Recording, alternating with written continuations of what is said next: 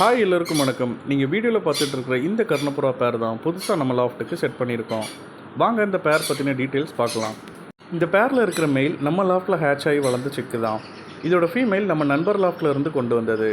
இந்த மேல் ஃபீமேலோட ஐஷைன் one by ஒன்னாக பார்க்கலாம் வாங்க.